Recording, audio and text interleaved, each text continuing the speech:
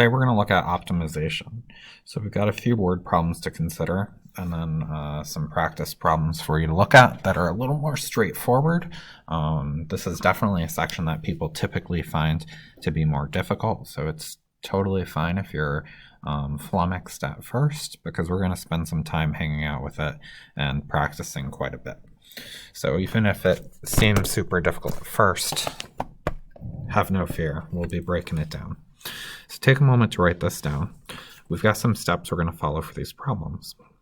Since we're looking for a maximum or a minimum, we are going to be looking at where the first derivative equals 0.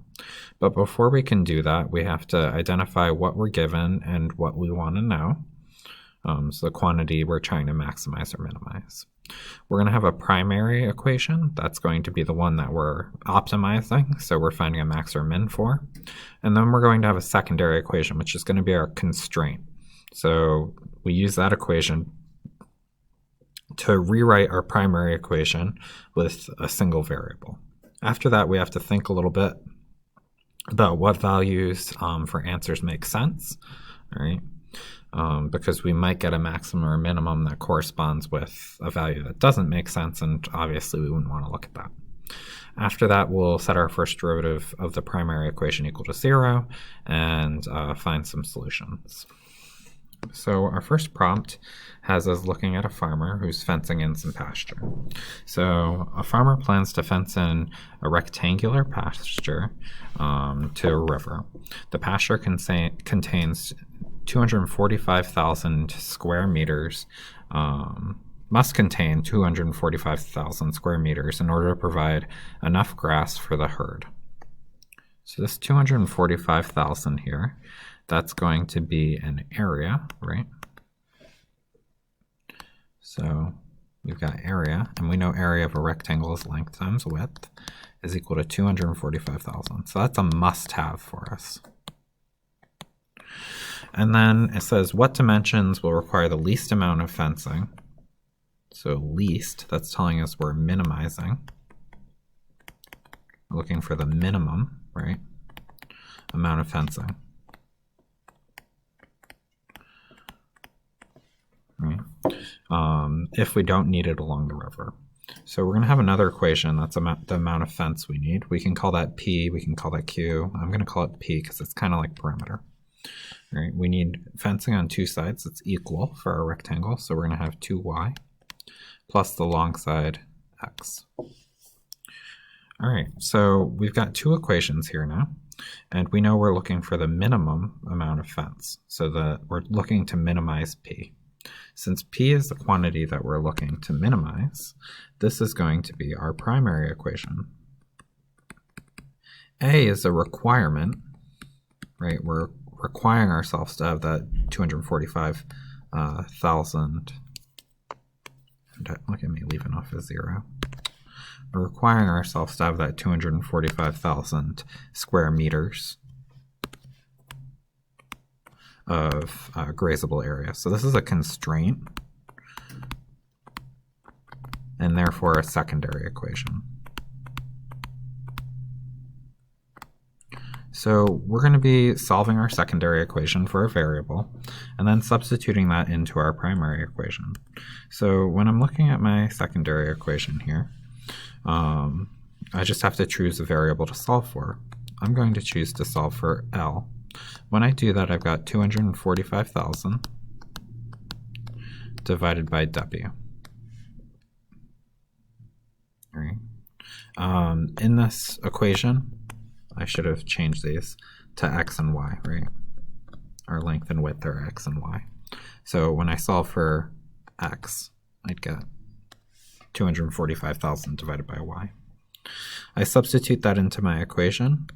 So I have 2y plus 245,000 divided by y. Now my primary equation has one variable, so we're ready to think about what answers make sense, and then find our derivative and set it equal to 0. So we're talking about lengths here, so we're only going to be looking for values of x and y where we're greater than 0, right? Our answers need to be positive because we're talking about a measurement of length. So those are the values that are going to make sense for our answer. Before we can do the derivative here, we have to rewrite the second part of our expression using a negative exponent. Because remember, we can't really do that derivative when we've got the y in the denominator. So when we bring that up top, we make the exponent -1. We do our derivative. The derivative of 2y is 2. And then we pull down our exponent and multiply it times our existing coefficient, 245,000. We make our exponent 1 smaller. So my equation then is 2 minus 245,000 divided by y squared. We're setting this derivative equal to 0 in order to find that that minimum amount of fence.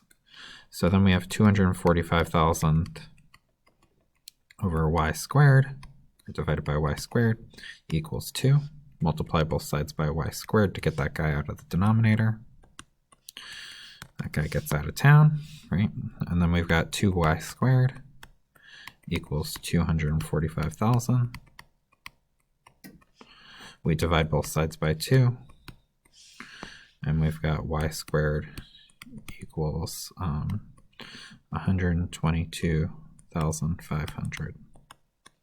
We do the square root of both sides. When we do that, we need a plus or minus, but we're bearing in mind that when we're looking at values of y, it's a length, so we're only going to really care about our positive version. However, we're going to put that plus or minus there just to remind us that when we do that square root, we do need to have that negative version as one of our potential answers. So when you do that, you're going to get 350. So we're talking about a y of 350 meters. And now we need to figure out what x is. So we're going to go back to our secondary equation. And for that equation, we had area is equal to x times y, which is equal to 245,000. So we've got now, when we substitute in for y, 350x equals 245,000. We divide both sides by 350. And when you do that, you will get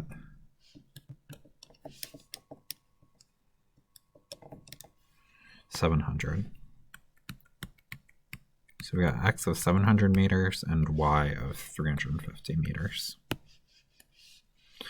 All right, on to our next problem. We're going to be looking at a manufacturer and their need for an open box. So that means our box does not have a lid.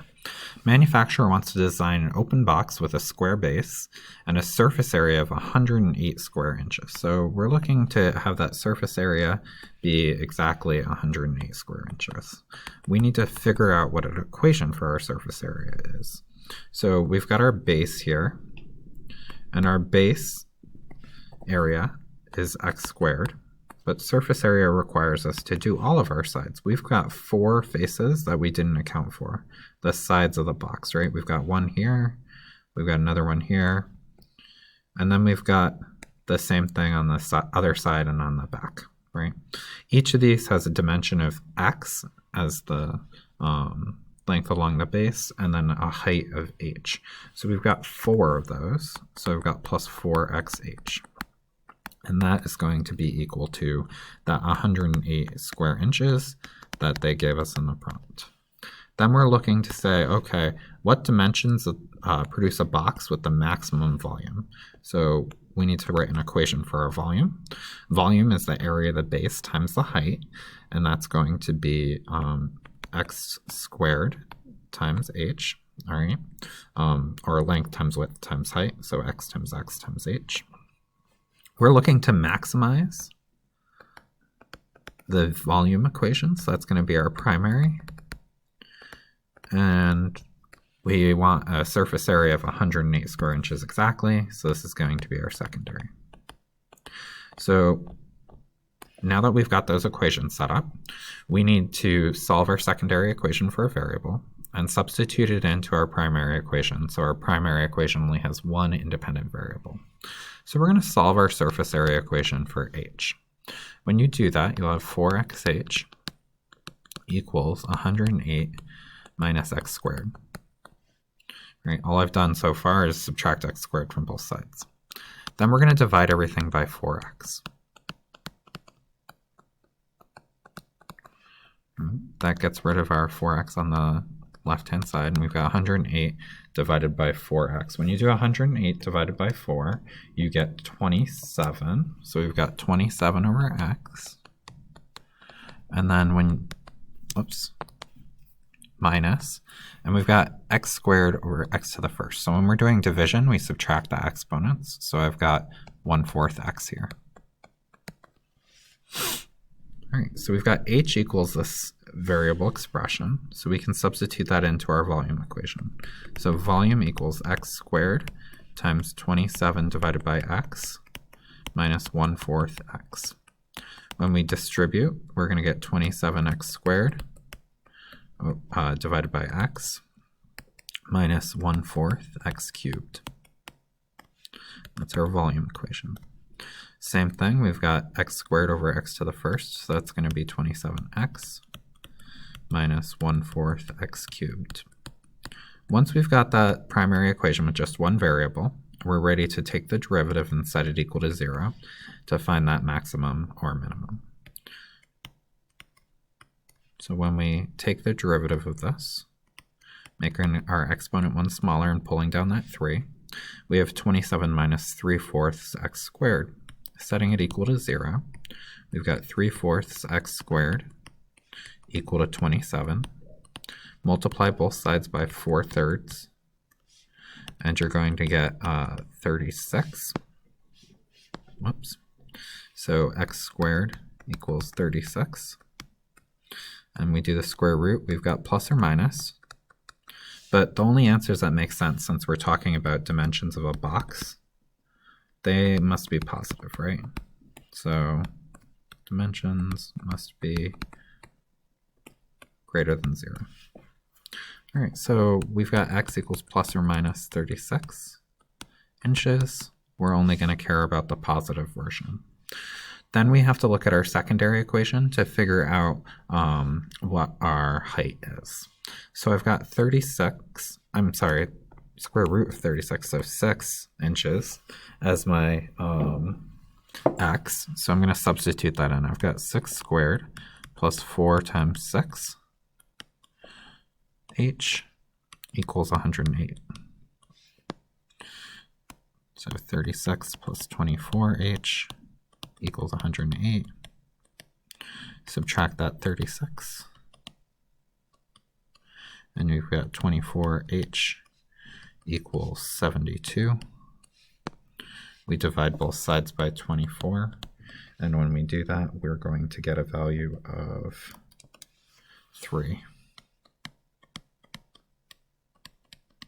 So we've got 6 inches as the dimensions of our square base and 3 as our height.